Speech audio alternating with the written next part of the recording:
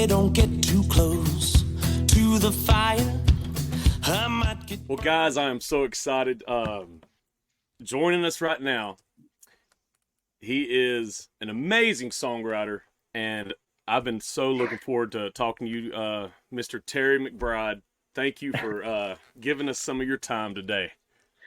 Hey, Brett, it's a pleasure to see you and to meet Yeah. you.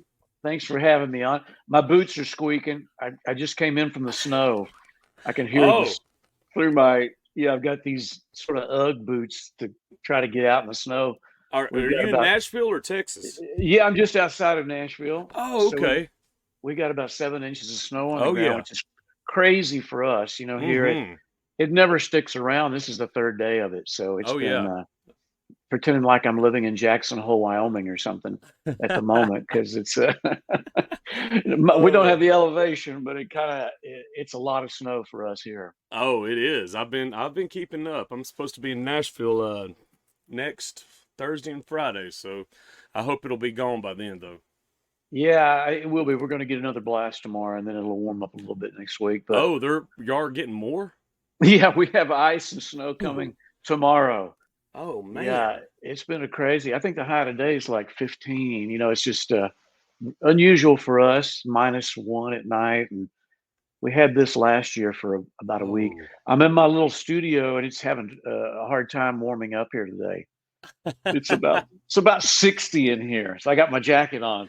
Oh, goodness gracious. I'm about 3 hours and 45 minutes, 4 hours from Nashville, and it's cold up here in the mountains too. It's in the single digits, or it was this morning. Yeah, I think you were about to get blown away the last time we tried to do this. So yeah, oh yeah, it was bad. We had a real bad storm, and my internet connection would not cooperate. Yeah, I hear you. It came through here that night. We had those big gusts. It was crazy for us too. But well, I'm just going to start off with this. I remember. First off, Terry, I am a huge, and I tell all my guests this, I am a huge 90s country historian. Yeah. And for some reason, since I was 8, 9 years old, my first concert was Little Texas at Dollywood. Crazy. Yeah, when Tim was what year was still with him. That would have been 91, 92. Oh, wow, right at the beginning of all that good stuff. Oh, yeah. And I used to collect tapes and CDs, and I knew everything. So the first thing I wanted to jump into, just to show you my fandom of 90s country and why I even do this podcast, is I bought the album or the tape.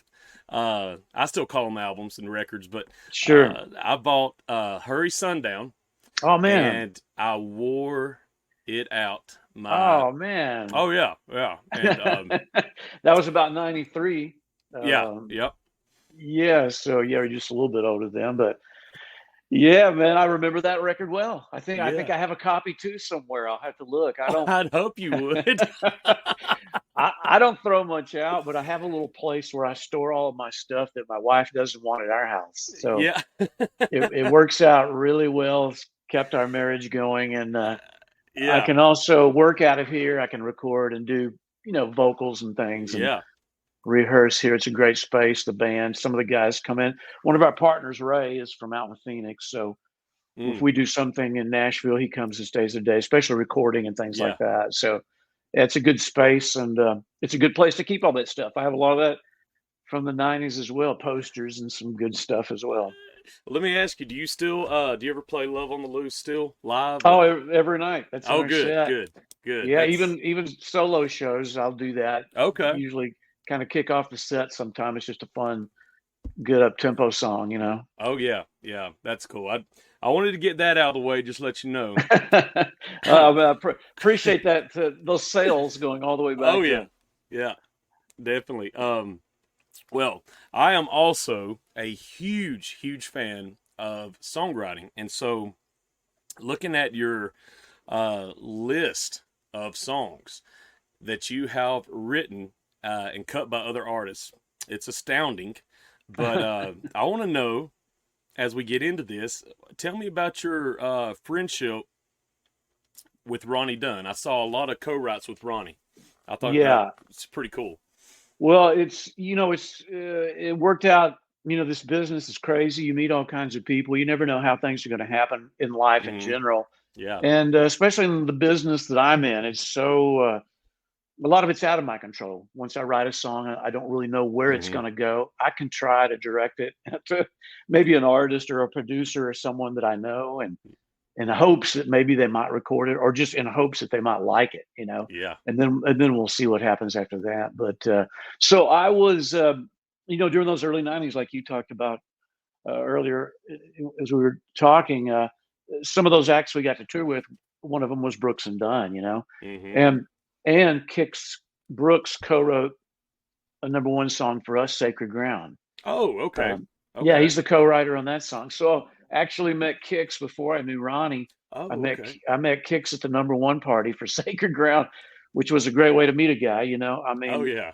we were all high-fiving. It was a fun event, and Kix is a great guy, and has been a dear friend to me as well. He's just as solid as they come. We've done a lot of things together, Ronnie and Kix and I, hunting, racing cars, fun guy stuff and guy trips, and we did a lot of that over the years. So Kix was just great. At the end of the night, on the road with those guys, I'd go over and hang with Kix sometimes too, just to get caught up. Okay, good deal. Because I like him, just as a person. He's been a friend for a long time.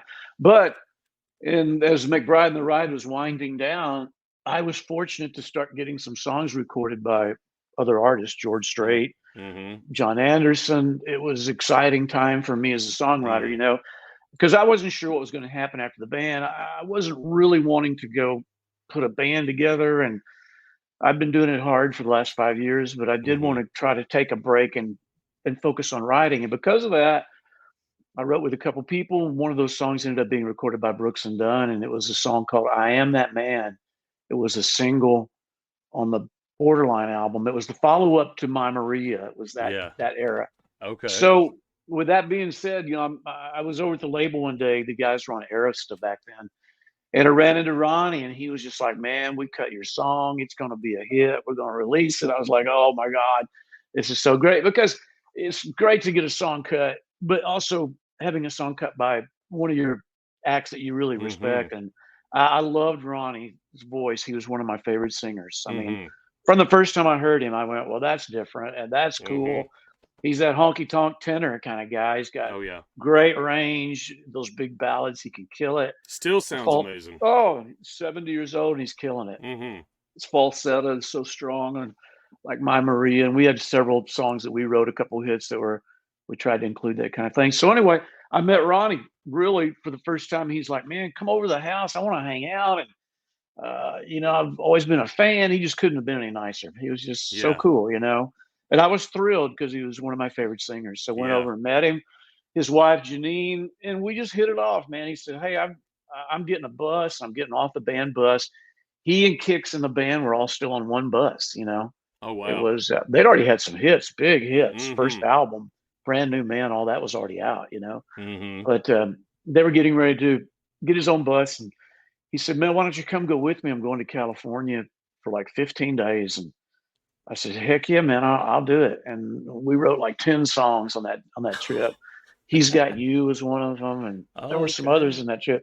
So after that trip, Ronnie said, "Hey, man, this went so well. Let's do it again. When the bus rolls, just come get on it, And that turned into 13 years. That's what I did. That was kind of my life from that moment forward. Ronnie would just call and say, "Hey, man, we're going to New York. We're going to go film. We're going out to tape the Tonight Show. Come go with." It was just tons of that. And then we're going to go hunt. We're going to go hang out. We're going to write. And it was just killer.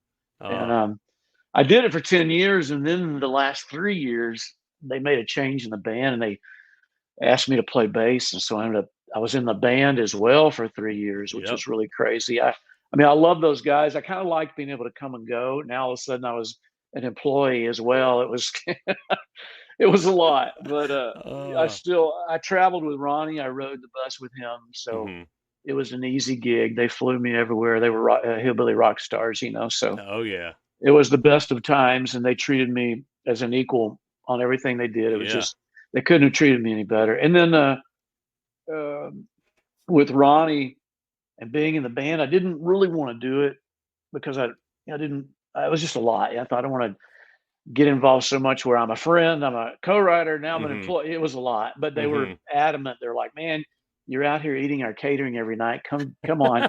And Ronnie's like, "Nothing's going to change, man. We're gonna write hits." I went, "Dang, he's making it sound pretty good." Yeah. He was selling it, man. And then he said, "Hey, man, come on and take the gig because the first night we're going to get in a little jet. We're going to fly out to Omaha, Nebraska, and we're going to open for the Rolling Stones." He said. So What? that was my first night in the band. Yeah, opening for the Rolling Stones. So I Oh, thought, wow. yeah, it was a memorable Wow. night to say the least. And the Stones were killer. I'd heard them before, but oh, they were great that night. And Mm. it was a fun way to get started. And then that went up to about 2010. Then the guys retired Mm-hmm. and took a break. At that point, they just Right, right. hiatus as it is known now. But and so I went on. I didn't play the farewell tour. I just felt like it was a time for Okay. me to sort of exit. And Mm-hmm. I'd signed with a publishing company, and I was trying to get back onto Music Row and get connected with everybody. And I still had done a lot of writing with co-writers with a lot of people on Music Row, but I really realized with Ronnie, taking a break, I needed to focus on some other things. Developed a couple little acts, and just stayed busy, just like I'm doing now. Really, Yeah. still working with some young artists and a lot of Texas guys, and Mm-hmm. it's keeping me busy. And then we're touring. The band is touring, and I'm doing solo shows as well. Getting ready to Yeah. head out with Doug Stone, another '90s Oh, come act. on. I have several shows with him coming up, It's his and last year. yeah, I guess it's going to be it. He still sings good. He plays really well. Mm. I just did a show with him in Greenville, and he's just at that point where he's ready to take a break. Oh, man. Yeah. Well, he's been doing it a long time. I saw the He's announcement that he was gonna try to start hanging it up. Yeah, it's he went from the band. He's doing mainly solo things now, and Mm-hmm. then we do a little song swap type thing, which is fun, and Okay. kind of get kind of gotten to know each other through that. I knew a lot of his music. He wasn't sure about the things I'd written. He didn't know, so it made it fun. And the crowd is great. It's our crowd. And Oh, yeah. he ends the night with Pine Box. You can't beat that. So Yeah. that's Man. killer song, great tune. Oh, yeah. Well, that's cool. That's very And cool. yeah, And so yeah, you and that gets the year started off, and oh, yeah.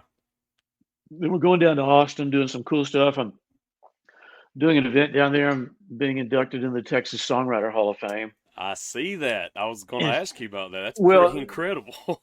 speaking of Ronnie, he's hosts that show, and Yeah. so I'll be doing songs with him that night. Each inductee does 3 songs, and so it's going to be special because Ronnie's a part of it. Oh, man. And I see that Jack Ingram, John Yeah. Randall, Ruthie Hmm. Foster, and Eric Johnson. I am Yeah. not familiar with Eric or Ruthie, I don't think. Well, if you ever played Guitar Hero as a kid, Okay. you might have heard the Cliffs of Dover. That was Oh. one of the. That's Eric Johnson. Oh. Oh, Yeah. okay. A lot of Awesome. kids, a lot of people don't realize, might not know who he is. I mean, of course, I do and have Yeah. grown up in Austin forever. But he's a guitar hero. He's that album alone. He's a Grammy-winning, Mm-hmm. world class guitar Yes. player. Well, thank you And for clarifying. I saw Post Malone talking about him the other day because Cool. he learned to play guitar from Guitar Hero, Post Malone, I did and not know that. yeah, that's what's inspired him to play guitar. And so he said, if I could ever get to the point someday where maybe I could learn the Cliffs of Dover, he said. I thought Oh, that's wow. pretty cool. So That Eric has is. touched a lot of people. Oh, Ruthie is an amazing artist that I didn't know a lot about because I've been gone from Austin for a lot of years. So right. she's really sort of a mainstay there, very respected. People love her, and you can see why when you check out her music and see what she's done. So it's a interesting cast. I've known Jack forever. He recorded a song of mine early on. I was always a fan of his. And John, I've known and written Mm-hmm. with over the years, and it's going to be fun. Texas is that's where I was born and raised and lived Yeah. there until 91, Mm-hmm. and now I go back all the time. Our Oh, music is do still you? it's still accepted there. Our new music even is done well. We get a little airplay. I've had a couple hits on the Red Dirt charts, which is Yeah. fun, and then I've had some hits with other artists, Josh Ward, and Oh, um, yeah. I know who that is. a lot of these younger artists. There's tons of them. A couple of them I haven't even met that have recorded my songs. But there's What a whole world going on down there. that that brings me to this. The they call it, what do they call it? The did you say red dirt Yeah, country? Yeah, Red Dirt chart. That's red actually a dirt. chart, Yeah, it's its and own. Red Dirt. Yeah. Yeah, it's huge. Oh yeah. I mean, and it's pretty much just Texas, correct? Well, now Or is it Oklahoma? it's become a little more regional. It's Okay, always kind of been Oklahoma, but it's okay. also New Mexico and Kansas, Oh, uh, okay. and California. They even have reporting stations in all of those states Oh, for just the Red Dirt chart. Yeah. oh, wow. It Yeah. has expanded beyond Texas, but with acts like Cody was Uh huh. really one of those guys. But way before Cody, it was Pat Green, it was Robert Earl Mm-hmm. Keen. When Mm-hmm. I was a kid, it was Jerry Jeff Walker. Willie Nelson was living in Austin. It was pretty mind blowing. Rusty Weir, Gary P. Nunn, Ray Wiley Hubbard. The list goes on and on. The outlaw movement was exploding when I was in high school in the 70s. Mm. So I grew up 60 miles down the road, and it was an exciting time to be a musician. I was in a band in high school, and we were playing all of those songs from Jerry Jeff off of that Viva Terlingua record. Those songs were like hits in Texas. And it Wow. was a fun time. It's Were y'all playing in Austin a lot in high school, or you? Or, we weren't doing Austin a lot, although we did play there. We were going to A&M, yeah. Bryan College Station, doing like frat parties and things like that. Mm-hmm. I was a freshman in high school, and these guys were older. They were like seniors, and freshmen in college. Oh, But wow. they were wildly popular, very popular. Real traditional country. It was all fair and young. Ray Price, Oh, wow. tons of Johnny Bush, because Johnny Bush was king in Texas in the 70s. He was and Gary Stewart and all that great stuff. It was just the Texas. It was whatever you could two-step to. Tons of Yeah. shuffles, a little bit of, as things progressed, a little bit of ZZ Top and things like that. For some rock and roll stuff. Man, you cut your teeth. You learned from. I mean, you did. You cut your teeth on some good stuff. You got a lot of education just by being in that environment, I'm sure. Well, I did. I was fortunate to be in a band with these guys. We were all friends, but they were all really good musicians. Mm. Especially our steel guitar player, who also played guitar. He was one of those brainy steel guitar guys, almost a mathematician. It's a crazy Yeah. instrument. But he was great with arrangements. But prior to that, Britt, my dad was an amazing musician. He was a touring musician. He Yes, I was saw that. he was he had a dozen charted singles on Billboard. He When I was in high school, he was on an independent label in Nashville having some success. And Hmm. William Morris was booking him. We had a tour bus, Oh, wow. and my dad had built an amazing studio in Lampasas where I was growing up. And we were bringing all these wonderful musicians from Austin over. And that's really how I got connected to the Austin scene, was through these musicians. I was playing bass in my dad's studio, and I would meet these guys. And a couple in particular, Reese Winan was our piano player, and Reese was playing with Delbert McClinton at the time. Oh. Then he went on to play with Stevie Ray Vaughan, and now he's with Joe Bonamassa. But Reese was an amazing musician, and he just kind of took me in. He had a gig for me, a cocktail lounge gig at the Hyatt Hotel in Austin, Texas, and he was part of that band. Ernie DeRava was the drummer from the Texas Tornadoes, and he was really great friends with my dad, and he was our drummer that did a lot of the stuff in the studio. So I was getting connected and exposed to a lot of amazing musicians, Wow. and I was fortunate that a couple of them, reached out and helped me and introduced me to some people. And Reese put a band together. I was the lead singer, and it Oh. was kind of all of Delbert's band. Then later, I auditioned for Delbert and played bass for him for 2 years, Oh, and wow. Okay. went on the road with him in '86 and '87, and learned so much from that experience. I just Mm. loved Delbert. We hit it off and became more than just, you know, a guy playing bass. We became pals and have over the years. But yeah, I mean, the Texas scene was interesting going all the way back. Britt, I guess is kind of my point. Yeah. I don't know what my point is, but I the love music's the music.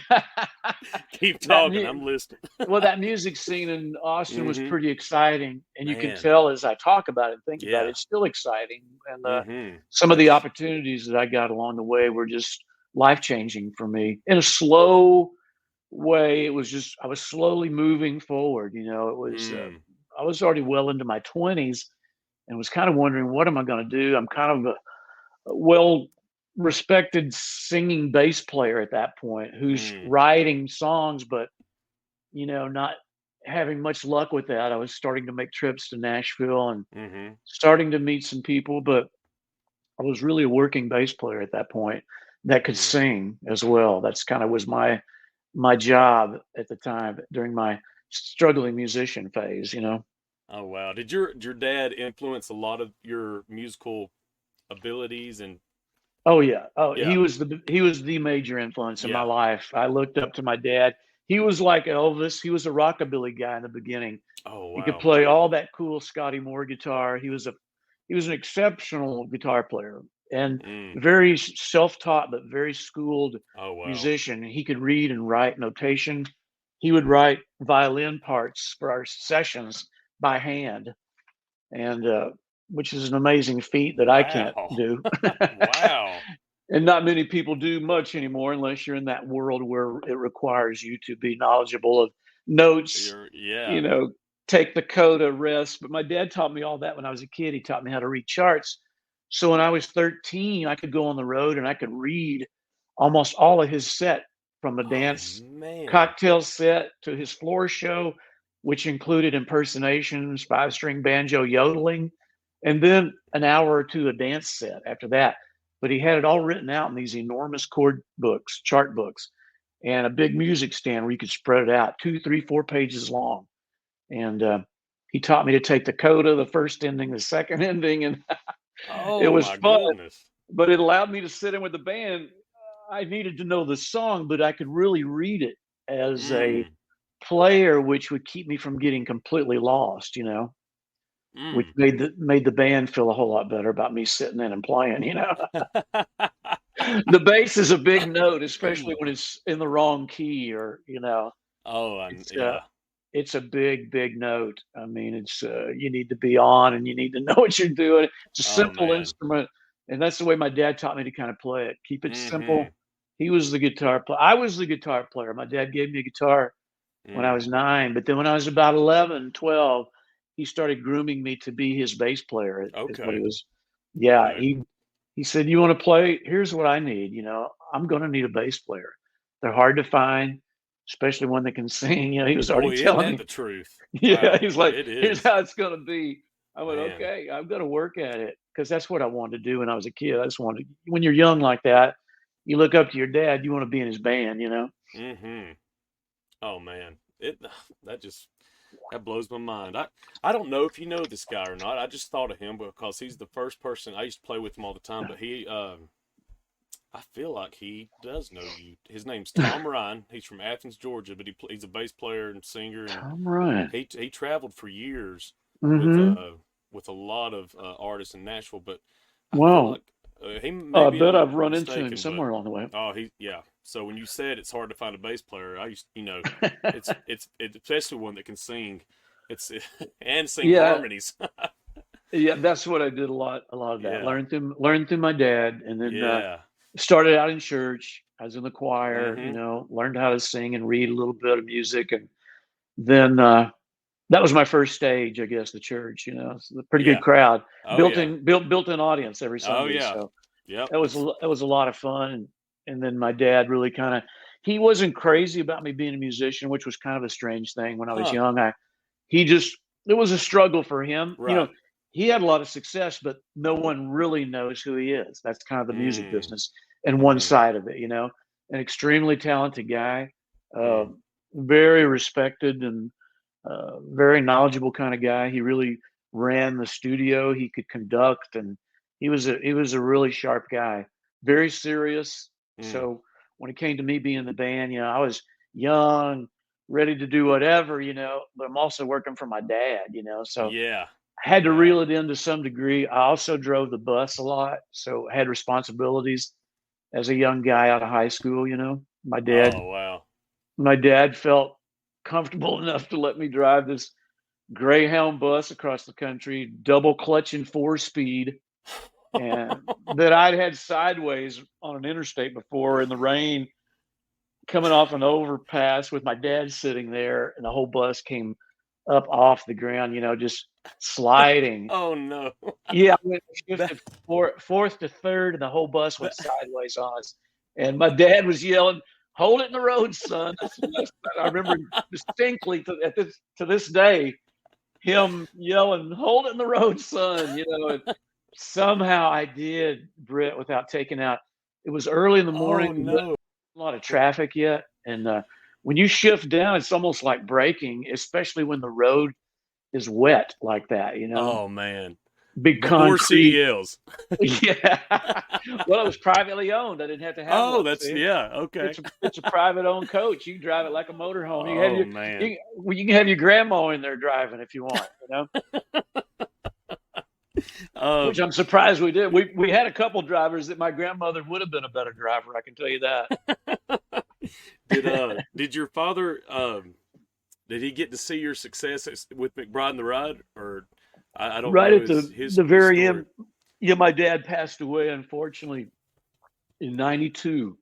Right as our career was taking off. My dad was diagnosed with a rare form of brain cancer, which is just sad to even say it is sad, let alone for a guy who passed away at 54. Oh, wow. Now that I'm 65, it's really shocking how short my father's life was. But he did. We were able. My dad was already having treatment, and he was in a bad way, but he made it out to the show. It was, I think it's called Dance Across Texas in Austin, at the height of our sort of like '92, and the stations there in Austin had just been wearing our songs out. They were just great. They were a big old FM station there, in particular, Case 101. It's still there today, and KVET. They just played the heck out of our songs. So we had them lined up and packed the place. And my dad he was amazed. He had also come to Dallas. We had played an amphitheater with the Judds. We were on tour with the Judds in '91. Were you really? Oh yeah, we did tons of dates. We had the same manager. So when we got signed and we signed to Ken, our manager, the first thing he did was put us on tour with the Judds, Was that their farewell tour? Yeah, it was right before the farewell tour. Oh, And then wow. we did a lot of the farewell tour as well. Then we did a lot of Winona solo tour. That first record that was the very first single that was skyrocketed. we became close, or I did, with Winona, and spent some time with her and her mom back in the day. Huge yeah, fan. they were great. I mean, they had a great band. Their production, everything was very. You imagine, I'd come from Delbert R&B world to club band guy to this huge stage with all this production. And, it was amazing. I mean, I had a good taste of it with Delbert. We were on tour with Huey Lewis in 1986. We did the 4 tour with Huey Lewis at Tower of Power, right on the heels of Back to the Future and all that. So Huey was a massive pop rock star during that period, all arenas, and it was wonderful. And Delbert exposed me to a lot of wonderful things, and touring, and like a master class of how to rock the house every night. You can't beat that. I bet you could learn a lot just by watching Delbert's stage.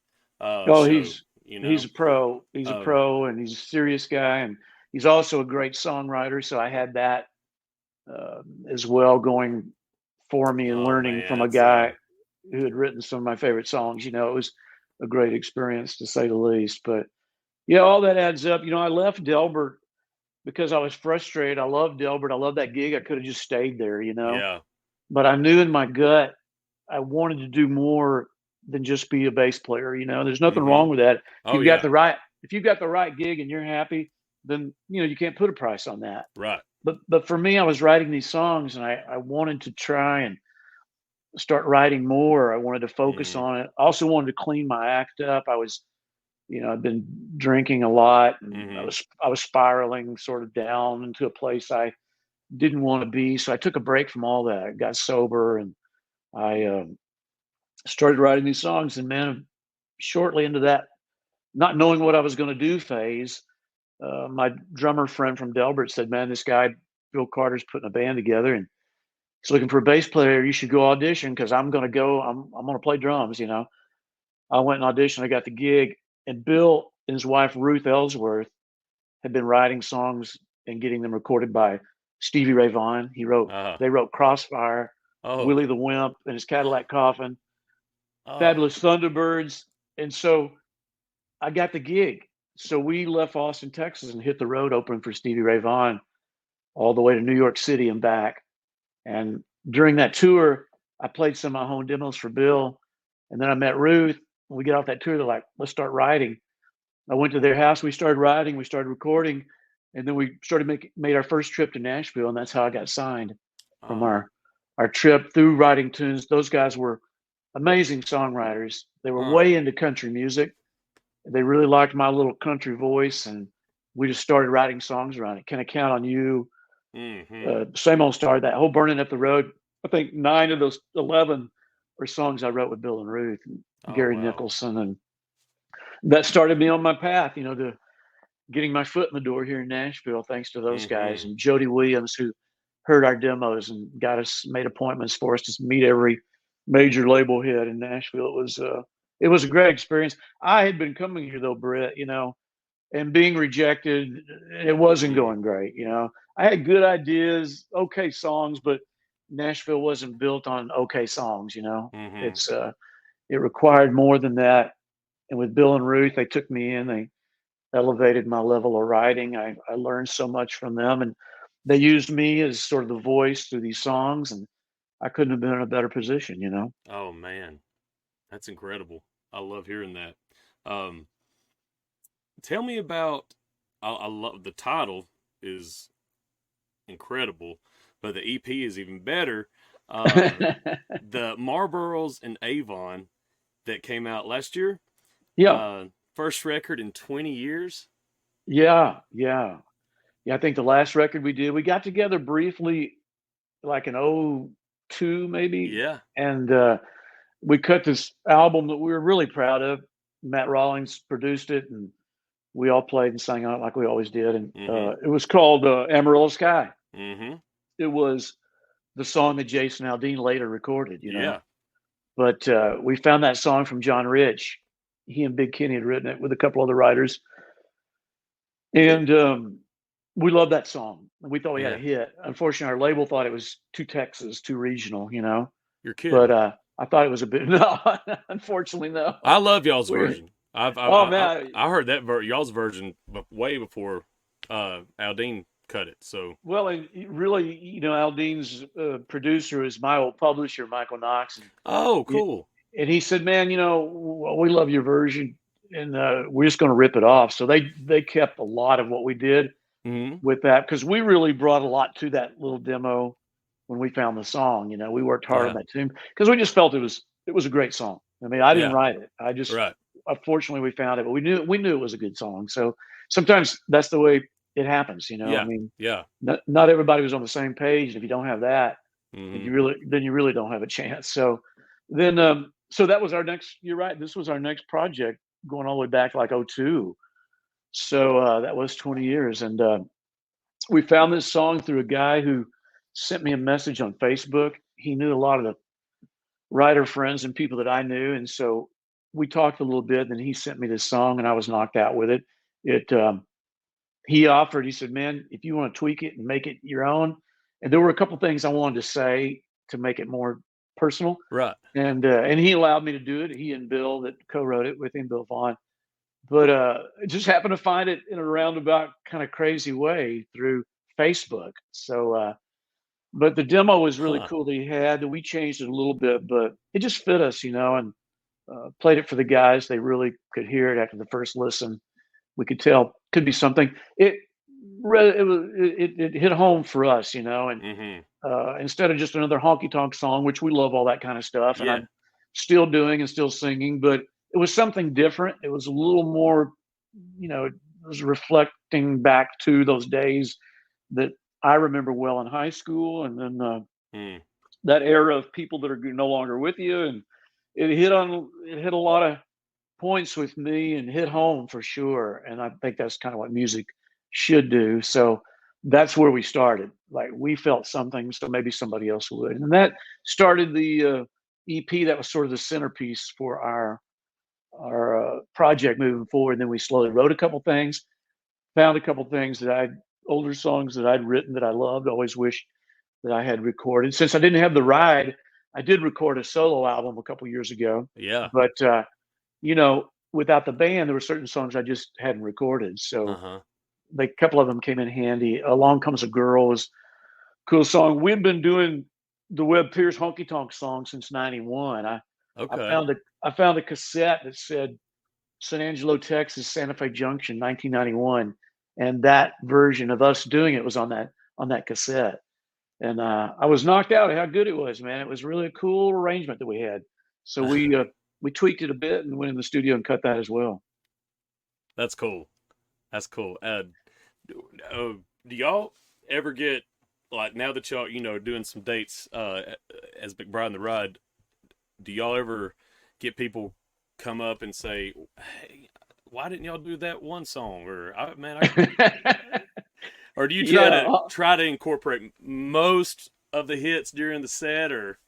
Oh yeah, I mean, Britt, what we're doing basically, aside from the few new tunes, from the EP, and we do almost all of those in the set, except for maybe one that we don't. Yeah, that's how we don't do that song yet, but it's a bigger song. And anyway, aside from those 3-4 songs, it's basically our set. If you came and saw us, like if you were a 10-year-old kid in '92, it's the same set. Heck yeah. we're just doing it for the '90s fans, really, and also trying to incorporate a little bit of new music along the way. Oh yeah. We have mixed it up a little bit, but we do all the hits. Anything that was a hit. I say that, first couple singles, we might not do one here and there, but somebody's always disappointed that we didn't do something. They all have their favorites, and I get it, but overall the band still sounds good. Everybody still plays really well. That's awesome.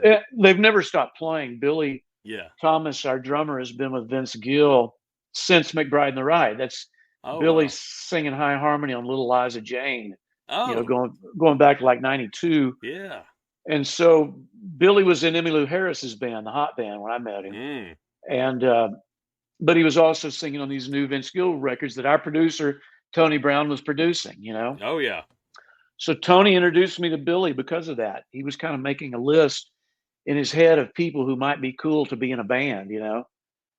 So when he signed me, he had this idea of a band. Our producer Tony Brown. So he knew Ray because Tony had just produced that first album on Lyle Lovett, and Ray was the guitar player on all those tracks on that Lyle Lovett record. Oh wow! And still is. Ray still plays on all those Lyle records.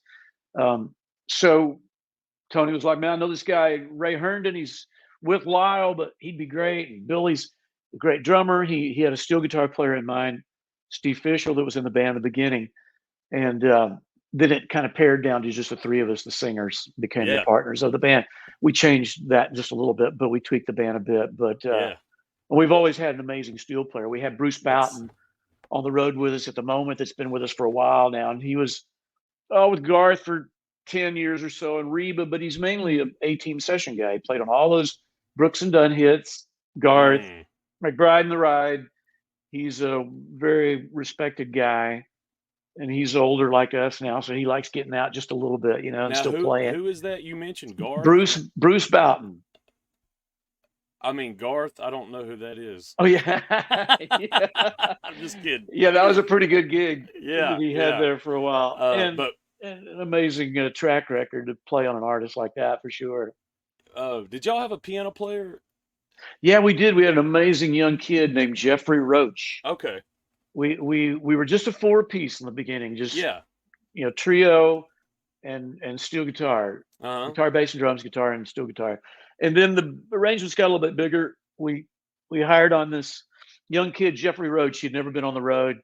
He was a fine, upstanding young Christian man, and Yeah. we completely, we showed him the other side of the life. But yeah, it was so much fun. He was so innocent when we met him, and he's still an amazing musician. He's a producer, does a lot of Christian Oh, stuff. cool. Session player. I still see him every now and then on a demo session. He'll be the guy they hired, and yeah, he's a great guy. He's a funny guy. We had a lot of, and then we went through a slew of other players after Yeah. that. A couple, I say a slew, a couple others. Then the band broke up, and I had a whole completely different band for the last album, and finally wrapped that up in '95. We had about a 5-year run. That was it. Okay. Okay. With Yeah. McBride and the Ride. But it was I mean, looking back on it, now, aren't you glad you were part of that '90s country machine? I mean, it's like its own genre. Yeah. I mean, it's crazy. It really probably, not only were there probably more artists signed during that period, but also so many memorable artists, which is really key to the '90s Yeah. being successful. It was, Yeah. it was Alan Jackson, it was Travis Tritt, it was Brooks and Dunn, it was Clint Black, it was Joe Diffie, it was Diamond Rio. I mean, it just goes on. It was Little Texas. It was, it just, whatever you like, there was a little bit of something for everybody back then. And, really, even what we were doing, we were just bringing our sort of traditional country, arrangements to our sort of modern day arrangements. Really, what we grew up on, we were just our spin on the music that we loved growing up. That's really all it was. Whether it was, we've been doing some dates with John Michael Montgomery, and he's, he loved those big ballads of the '70s like we did. Grew up on a lot of radio was those big pop ballads, and he actually took that he loved and turned it into his own style of sort of country music. He was really his producer as well, of course, but and his team around him, but they found great songs that really fit who he wanted to be. Oh yeah, his ballads, killer. Oh, unbelievable. I mean, I went out front just to hear a few, and I was surprised and had forgotten, of course, how many hits he had. Yeah. But and career songs, 4 or 5 weeks at number one. I Can Love You Like That, and it just went on and on for him. But it was fun to see him because we did a lot of dates with John Michael in the '90s. So it was really fun to reminisce for a bit. Eddie was out there at the time, just kind of. Oh, was he? The day-to-day guy, and I got to know Eddie. Eddie gave me a cassette and said, "Man, I'm a singer too," And I said, "I didn't know, Eddie. I didn't know you were a singer." And I took his cassette with me on the bus, and man, I was surprised at just how great he sounded. He had a really cool voice. He was, he wasn't signed or anything back then, of course, but yeah, a talented bunch. They're nephews and artists and a couple cousins, and got a lot of John's son talent. Is his son, exactly. He's grinding every day now, doing really well. It looks like. Yeah. My favorite ballad. Well, I don't know. I shouldn't say that. Of y'all's, Just One Night, I guess, is probably top. It's probably up there. I mean, is that? Do you enjoy? I know you sing all these all the time, but do you the ballads though? I mean, do you enjoy what do you enjoy? Do you enjoy the ballads, the up tempo? Do you enjoy the? Oh, it's all fun, and that's the thing about what we're doing. We're fortunate that we don't have to just fill our calendar with dates. We're able to take a lot of these cool dates, good dates that keep us wanting to keep doing this. We put most of our money back into our business so we can record, so we can have socials and PR and all that good stuff that it takes. Yeah. So we don't sweat having to do as many dates as some artists, but right. We do like doing the good dates, and we do like going out and playing. So that's the main denominator that keeps us together, because we still enjoy getting together and playing because everybody still plays and sings good. So for us, when we show up, it's fun. I think the crowd picks up on that, Yeah. our show was always a lot more up tempo than people realize because we had a lot of successful ballads. The '90s, as we were discussing, was a big part of that Right. big ballad country Yeah. era. Mm-hmm. And so, yeah, those are still fun. That song in particular, Just One Night, we can break it down. That song was basically a cappella, a tune that just featured those harmonies that McBride and the Ride was known for. And Ray's a big old baritone singer, and Billy is that lilting high harmony guy that you hope you could get in a band, And so together we had this sort of family brotherly blend that we didn't even realize. We got together because we thought we're all great, great players. We're going to be badass. It's going to be killer, Yeah. And nobody cared about that. But the fact that we had this blend of harmonies and vocal Huge. group, everybody cared about that. We realized this is what we got to focus on. Not that a lot of people can play, but we Yeah. have something unique here, and it's these voices that people seem to like. So I tried to write moving forward, always with that in mind, a chorus or a cool harmony part in the verse or whatever, just to sort of complement our music, but also spotlight those harmonies that were so important to us and to our fans. God, that one note towards the end. Oh, Man.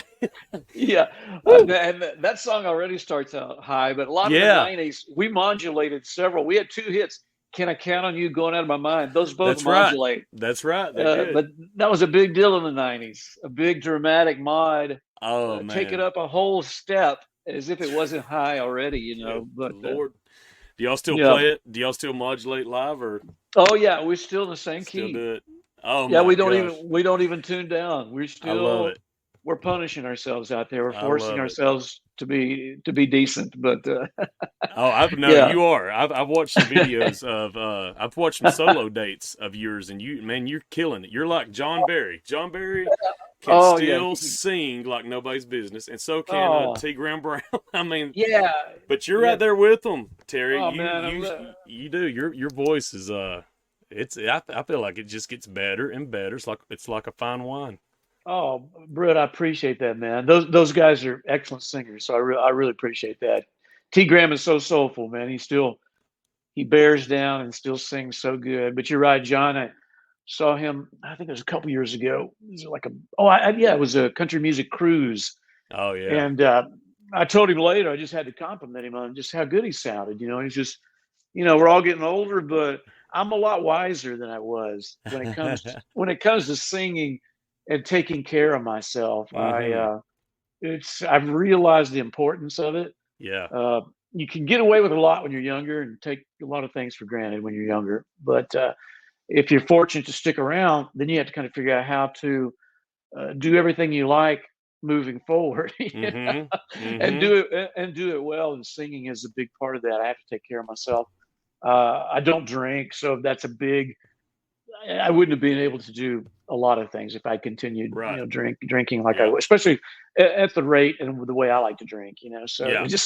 I finally realized it. Unfortunately, it's not for me. I tried. I gave it all I could, and unfortunately survived and lived to tell the tales of whatever. I'm just so thankful the iPhone wasn't happening back then. My kids don't have to see me with my shirt off, acting crazy. And Could you imagine Oh. you included y'all that group of artists back then? If Woo. social media would have been around, Oh my! It would have imploded a few careers for sure. Because we were having fun and getting away with whatever. Looking back though, it was pretty harmless. Most of it. Oh yeah, of course. It was, fans. Everybody wants to know, well, what was it like? It was a lot milder than you think, but the fans were so fantastic. I mean, we were proud of each and every one that we had, and boy, we had our good share of those loyal fans. And what's crazy, Britt, all these years later, they're still there. I mean, yeah, it's probably the most fun part of doing this for sure. For me, I'm a very hands-on type of person.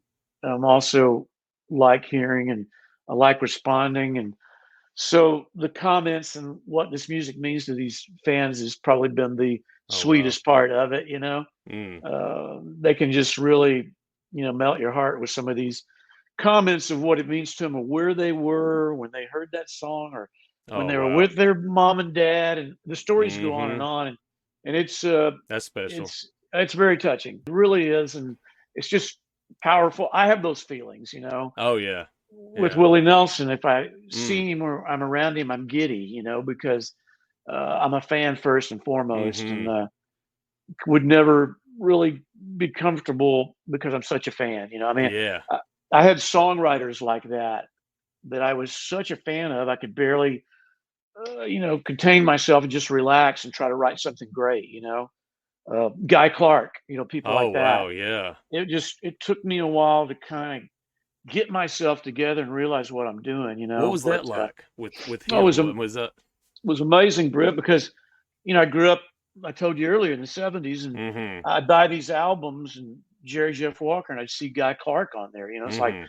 who is this guy, Guy Clark? It's Mhm. like 1975, 6, 7. I was a freshman in '74, so it's that period when I was in a band. I was making money, so I started buying records. If I wasn't putting new mag tires and wheels on my car or dual exhaust, I What'd was you have? buying. What car did you Well, my have? my very first car was a '72 Chevelle, Come on. and it was the Malibu, so it was really cool body. It was the last year of Oh, the muscle car look. yeah. It was a killer car. I just happened to get a great deal on it in high school, and and then I went to pickups after that. All my buddies had pickups, so I wanted a car. Something Yeah. fast. I wanted Yeah. something fast, faster than a truck. And then later, of course, I still have a truck, and I always have. But yeah, that '72 Chevelle. Later, I bought a '72 Super Sport with the 454 and the Cal induction Golly. hood. Oh, nobody would ride with me. I just was alone time. The girls, I have all girls. It was AC delete. It was just monster. You know, 400 horsepower, and I could leave a black mark for city block. It was so much fun. Oh, But man. yeah, it was a lot of fun. So I was kind of a car guy. I'm really not anymore. I had a lot of fun Mhm. with it. But yeah, Guy Clark. Guy When Clark, yeah. I got signed to MCA, Renee Bell was at the label, and she said, "Terry, I'm going to help you through this deal. I'm going to be your day-to-day person." She was Tony Brown's right hand person at the time, Yeah. and so she said, "I'm going to start keeping your books. I'm going to start booking you as a cool writer." She was way into songwriters. She knew everyone. And my first co-write in Nashville was Guy Clark. That was my very first co-write. And Oh, man. oh, I couldn't sleep for days. It was horrible. As Oh, I excited as bet. I Good as night. excited as I was, it was just fear and anxiety and all those. I Jeez. was definitely writing out of inspiration and a lot of perspiration, as they say. But Oh, man. I had about 5 ideas. I was like, I'm not walking in there without Yeah. a Yeah. couple good ideas, a couple backup plans, and oh my god, I was dreading it and couldn't wait at the same time. And guy was writing over at EMI Music at that time up on the very Uh-huh. top floor. He had a little oval window he could pop out and smoke through it. Yeah. And so I met him, and I tried to tell him how much he meant to me. He's like, hey, I don't want to hear that shit. Yeah, he didn't want to hear any of that. He's a big hulk of a guy. He wasn't Uh, real friendly, but here's Guy Clark. He doesn't mhm. need someone to help him write a song. Right, yeah. And he's in Nashville trying to make a living by writing with guys like me who have a deal. I just got signed to MCA. Mm. It's in his best interest that he write with a guy who's got a record deal. Right, yeah. Oh, He yeah. he doesn't know me. He's just going on the word of Renee Bell, and I know in her mind she was thinking Terry's from Texas, guys from Texas. I get it. Yeah. She was thinking it through, and it did make sense, but she had no idea how much he meant to me. But Mm. so anyway, I got in there and played him every idea. But he's like, "Man, I really like that first idea you said. Let's work on it." We worked on it. It really things loosened up, and he really made me feel good about hanging out and being there. And Yeah. I was so relieved. And then he said, "Hey, man, I think I want to take this home. I'd like to work on it a little bit." And then the next time I wrote with him, he invited me to his house. We no longer wrote downtown. Oh, wow. Yeah, he said, just come to the house next time and we'll finish this up. I'm like, oh my God, thank God. And then he's like, as we're riding, we got a little bit started. I was feeling good. He was feeling good. And he's like, hey man, you want to get high? And I said, yes, sir. Now I'm a high with guy now. Yeah. So it's like, I left there that day, Britt, going, maybe I can do this. I don't know. I thought if it Oh, went bad, it might have crushed me. I might have not have recovered from it. I mean, golly. my hero, I don't know. That's I'm just thankful, so thankful that it mm, was a positive day and mm-hmm. I left there feeling okay and I got invited back, Yeah, So oh I yeah. thought, well, now I get to go hang out with guys some more, which I did. We'd go have Mexican food and then we'd talk. We did way more talking than we did writing, but I loved it. I just loved everything he had to say. And Mm. he had a woodworking shop down the bottom of his sort of townhouse he was living in. He had an exhaust fan in one window, but he had these beautiful guitars he was building, and I wanted one. Mm. He'd build like one a year or two, maybe, maybe one a year, but beautiful wood. He was a craftsman, he could Wow. used his hands and woodworking, and then they had a whole wall of cassettes. I think they recreated that whole little space. It's in the Country Music Hall of Fame now. Oh, is it really? Yeah, all of these cassettes on the wall. And That's cool. he was funny. He said, "Yeah, these cassettes. Because someday I'm going to have to get updated to at least like a CD."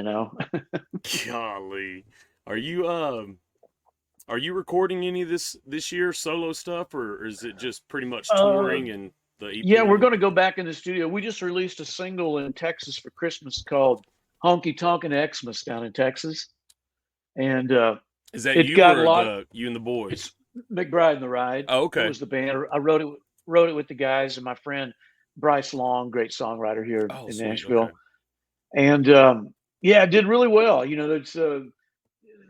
It got a lot of airplay, and it came in on their big CDX chart, which is just there again. It's the Red Dirt chart, but Yeah. Oh, yeah. it charted like a single. And with the other singles that are on the top 40 and stuff. Oh, But yeah, nice. we're getting some love down there. So my Mm. goal is for us to go in this year and record 2, 3 new songs Mm-hmm. and release a single or two in Texas because I have a song I just found that I wrote 30 years ago called "All Around Cowboy 1921."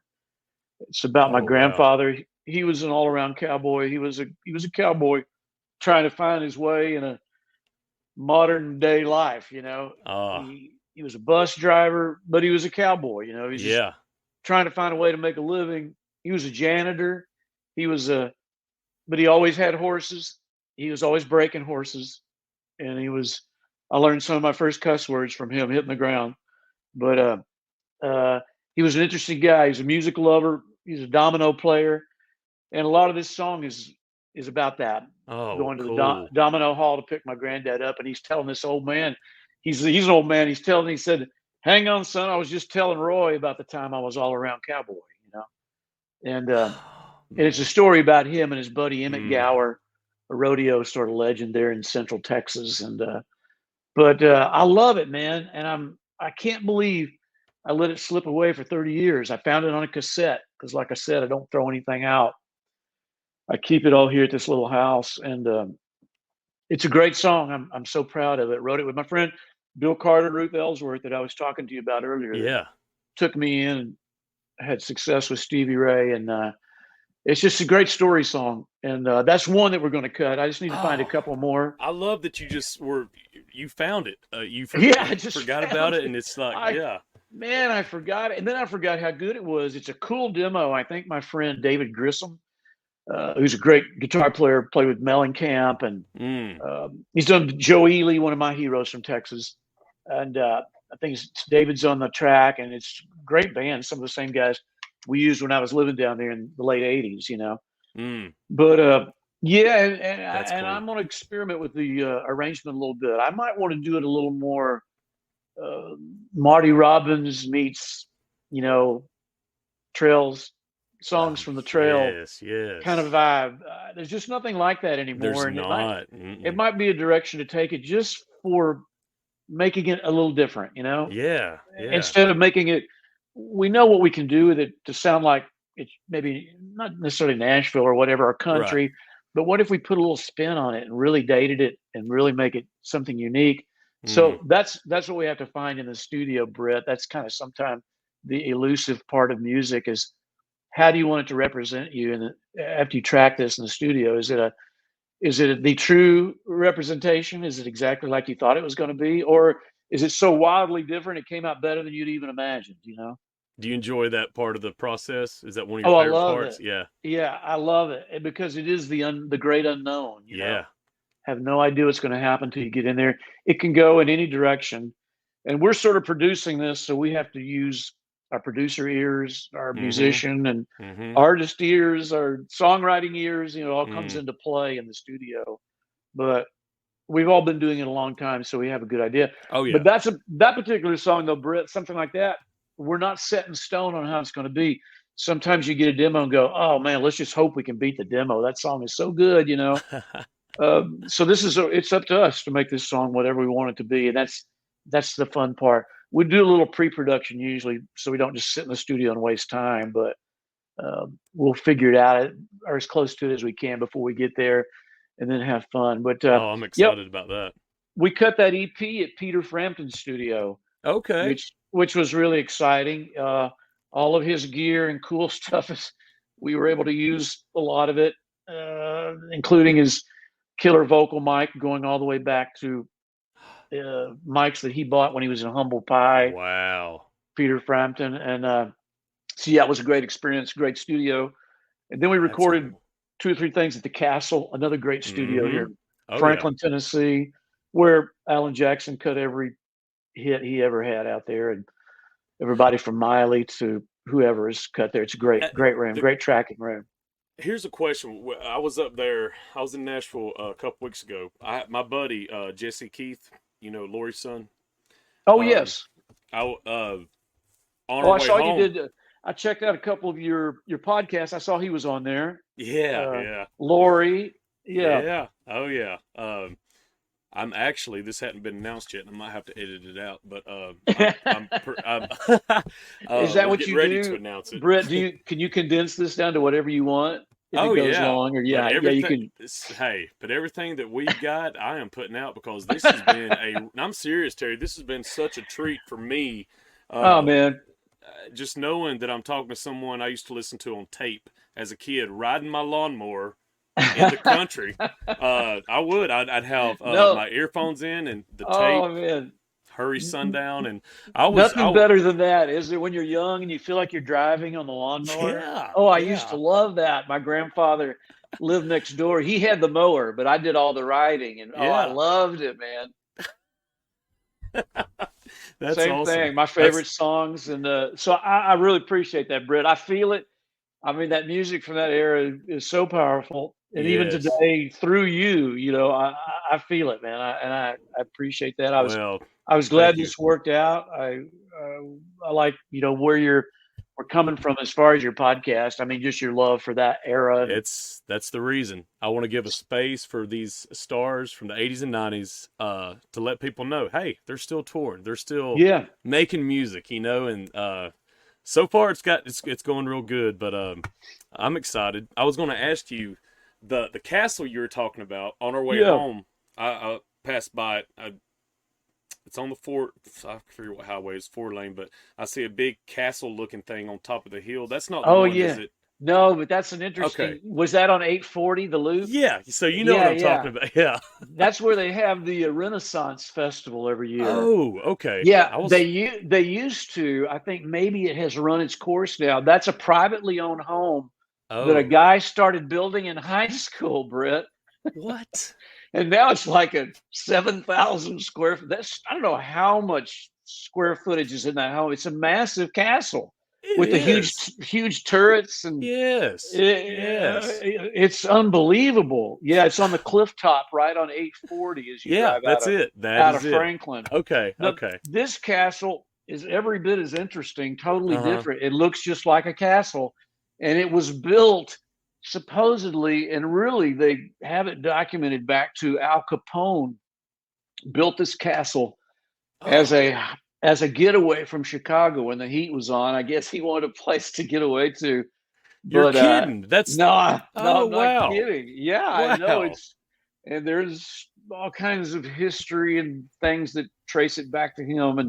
And now this family, I believe from Switzerland, have owned it forever. It's beautiful. It's on the Harpeth River. Oh, okay. It's on Old Hillsborough Road. It's a Oh, world okay. class. It's an amazing studio. Has a little studio A and B, a big tracking room that was probably once the living room. Mm-hmm. Uh, it's uh, it's not set up quite like a home. It does have the staircase in the tracking room going up to the second floor, which is interesting. Oh, But wow. it's a great studio. That's cool. It's kind of out in the country. It's kind of fun to get out, and record there. I live out here anyway, so it's great Yeah. for me. But Yeah. it's one of those studios our engineers suggested, and we thought, yeah, I've done a lot of work there. I filmed a series of unplugged from my album. I pulled like 3 or 4 songs off of that album, and Oh. I re-recorded them and turned it into an EP with my friends, a couple of my friends playing a guitar and fiddle, singing harmony, and I'm playing acoustic. But it's very unplugged, but really, really cool. A song of mine, "Love Me Some Texas," that's on there, and Is that I have, on? Is that available? yeah, you can find it Oh. on my YouTube or wherever you want to go. You can Oh, I'm probably going find it on to. my Terry McBride music.com, Yeah. my website. It's on my socials as well. We've Mm-hmm. used them a lot, but that's the castle. You can see that tracking room there. It Oh, has nice. I'm in front of a big fireplace, which, like I said, that probably used to be the living room. Oh, that's so But cool. yeah, it's a great room. I have a friend that's had the B room for years out there, a young, talented producer, session guy. But yeah, it's a beautiful piece of property too. Oh, that's cool. It's an amazing, We'll amazing place. we'll be sure to include all your links and all that when the episode Oh, drops. But thanks. I have one more question, and I will be fit to be tied if I do not ask you about this. Me and Billy Dean had a big conversation about it, but one of my favorite, if not, it's probably my top 3 favorite movies of all time is 8 Seconds. Oh, man. And I love You'll Be Seeing That I'm Leaving. Do y'all play that live? Or? Oh, yeah. Okay, Oh, okay. yeah. So did y'all get approached? Hey, we're coming out with a movie. We want y'all to record a song. Okay. That was it. We were on MCA, and Universal had the rights to the soundtrack. Oh, And okay. so it was up to them to do what they wanted to with it, and they wanted to Uh-huh. get a lot of their acts, which they did. Vince Gill, and Okay. I think Reba's in it, and She is, yep. that soundtrack was amazing. But they came to us and said, they sent me the script early on and said, Terry, read the script, and we wanted however we were set up that year, we were due for a single, and if I wrote a song that was a single, they would come with it. We had a single, and David Lee Wow. Murphy had a single. It's Yeah. like "Out with a Bang" or whatever that song was. Yeah. Maybe that was Just from that once. soundtrack. Just Oh, once. Just Once. That's Yeah, the one yeah. from the single. "Out with a Bang," that's probably his first The single. album, Yeah. yep. Yeah, you're right. That was his single from the soundtrack. You got to read the script? Yeah, they had the script to me. Wow. It was really interesting. I still have it. That is so cool.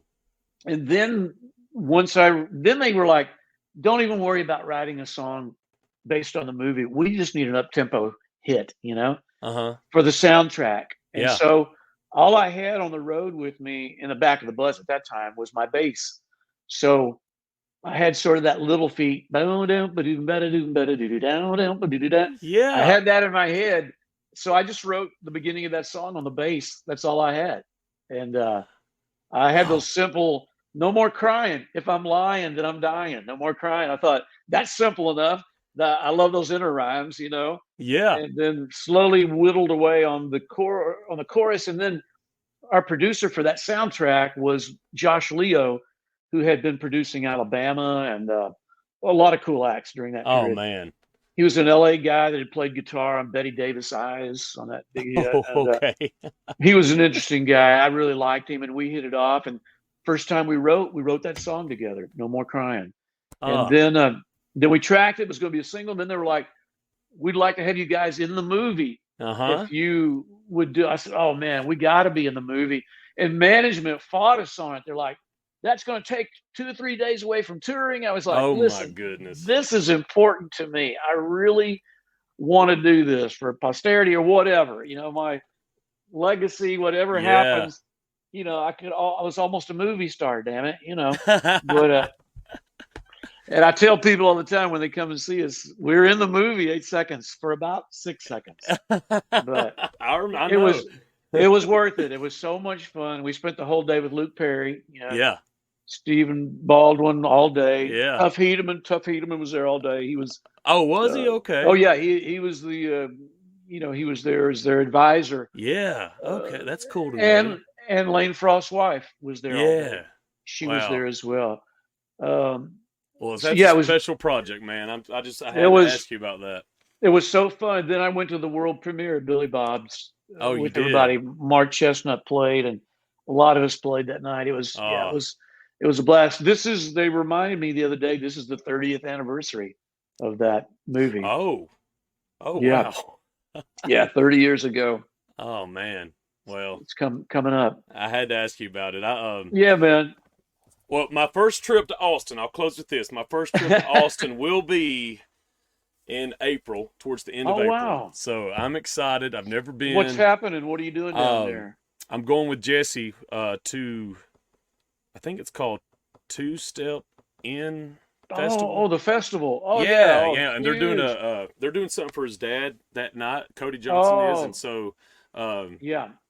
So I'm excited. Last year was the first year. Okay. Of the Two Step In Festival. I think it's the same organizers that organized the Austin City Limits Festival. Oh, nice. But it's in Georgetown, Texas. Okay. Just down the highway. You're only like less than 30 miles from Austin in Georgetown. Okay.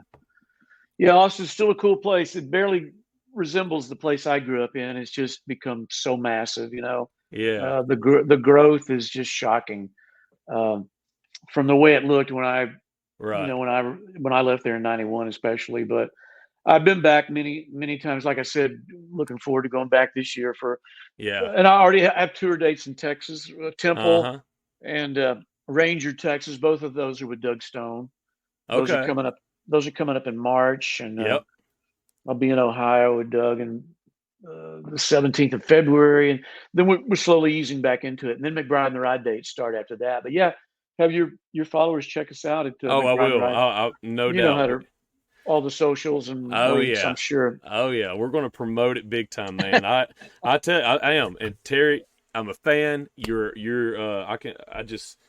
I love it, and I just want you to know how much I appreciate you giving me this over an hour of. Oh man, it's just been fun, and I want all my artists to enjoy it. So that's always the good part when you don't even think about the time. So yeah, I've enjoyed it too, man. I appreciate you being kind and considerate, and it's been a pleasure. And this part of it for me is the fun of hearing your side of the story too. I know I did most of the talking, but I like that. You're great. I like that you've led me into these stories that hopefully somebody wants to hear. If not, we had a good time visiting. No, it's awesome. Look, Lori's like, Britt, I'm so tired of being on autopilot, and I love, because so me and her talked for almost 2 hours, and and Mark Miller, Sawyer Brown, even told me that too. He's like, I don't like asking all the same, so I try to make it different. I like it just being a conversation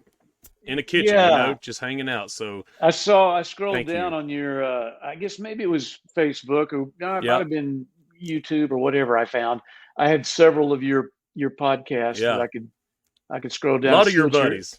Yeah, man. No, absolutely. That's another great thing too. Yeah, we've run into so many people out here that we used to tour with, and it's fun. I mean, we're proud of what we're doing. So that's as long as we're doing it good like this, and people leave, like you said, we can still sing, and that makes it so much fun at night. Just seeing the crowd react and respond to it, and they get the feeling that we're having fun, and it's pretty contagious after that, That's right. Well, you were part of something special, and that's 90s country. It's and I'm so glad to know that y'all are still at it, and we're going to promote y'all like crazy and let everybody know your tour dates. And I hope I get to come by and hang out one day. So maybe this year I'll look for some dates.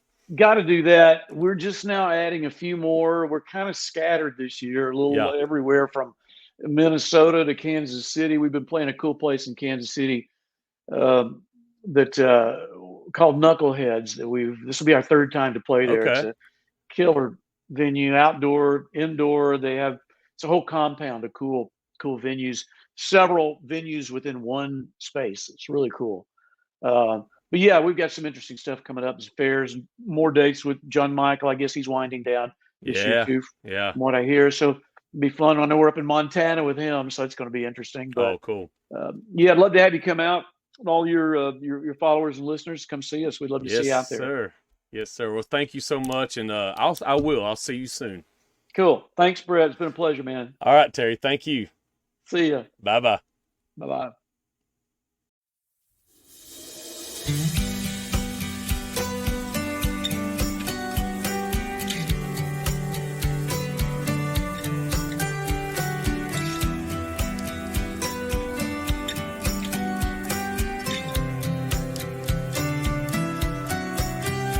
We were roping the wind every Friday night, singing those songs, living our lives with all our friends down in the lowest places. We would ride around with the tailgate down, rodeo playing in the background. All those memories we were making. We never went down until the sun came up. Papa loved Mama blasting in my truck. I was calling Baton Rouge. Shameless, it never got old. I still hear that thunder roll. It's where I've been. It's made me who I am. Somebody play me those songs again. Well, the whole town cried the day Nolan died. We sang the dance at his last goodbye. And up the river, his vessel will sail on.